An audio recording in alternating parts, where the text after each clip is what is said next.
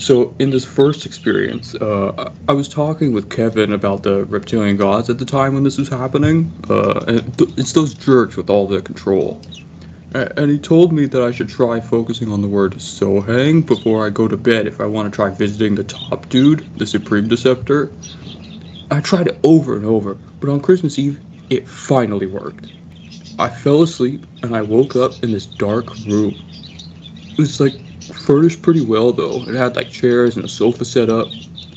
And I was in my reptilian self. I have a past life as a reptilian, but I'm also a reptilian now. I'm like a good reptilian, not evil. That wasn't really a surprise. I found the door to leave, but when I opened it, there were two reptilians outside. I was like, hey dudes. I could tell they replied in some other language because the way their mouths moved, but I heard it in English. You know, because languages don't really matter in the real side, so that's pretty cool. They said I had to go with them, so I was like, fine. They led me down a ton of hallways. It's like this crazy maze, until we finally got to this huge room. We're talking like esports tournament huge. But this one was totally empty, and it was made of all this dark stone. And there was a staircase in the middle of the room, and it led upwards. On the top, there was a throne with some old reptilian dude on it. The reptilians that were walking with me wanted me to go up there anyways, so I did. When I got up there, I said to the old scale bag, hey man, are you the Supreme Deceptor? Kinda looking for him. And he said, yeah. So I was like, cool bro. And he was all like, you are one of us, and yet you chose awareness over your potential.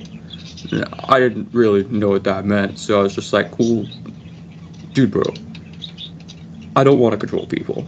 I just want to play Fortnite with the bros, but I don't want to do that inside of a time loop. Help us, step bro. And he wasn't here yet. He wanted to be the one in control and stuff. So I pointed a claw at him and I said, I challenge you to a duel. And the expression he gave me was priceless. I mean, probably I don't really know reptilian expressions. He was all like, you dare challenge me? And I was like, yeah, man. I win, I take your spot as top dude, and you get to go cry about it. And then he was all like, crying is a human thing or whatever. Heck him, baby. Anyways, we spread out in this big room, and we were each given a laser blaster and a sword thing.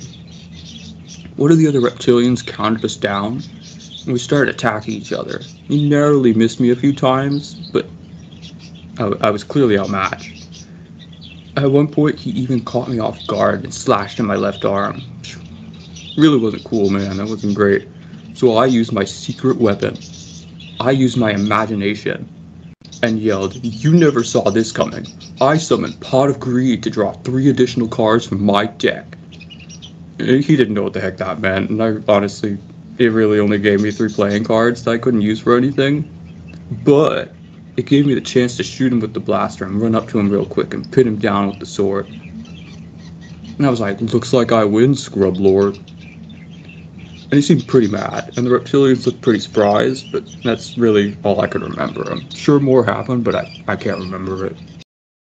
Well, that's very interesting, Eric. Your eyewitness to the Supreme Deceptor.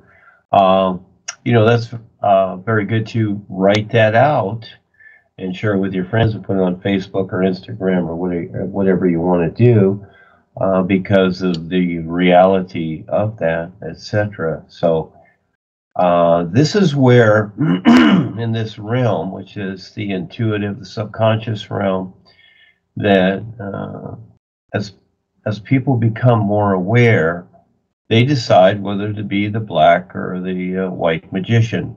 Either one is dastardly. Okay, either one you're dealing with cause and effect karma. It doesn't matter. You're stuck in creation. That's all there is. So you can be the top dude, but you're stuck. So it doesn't matter how smart or how good you are. But that's a very interesting experience, and you really have the courage to take him on. That's a whole lot. And so again, you went through that experience, and then the experience stopped simply because you're the decider of the next step. This is very interesting as it comes about. So But that's your adventure if that's the way you want to go.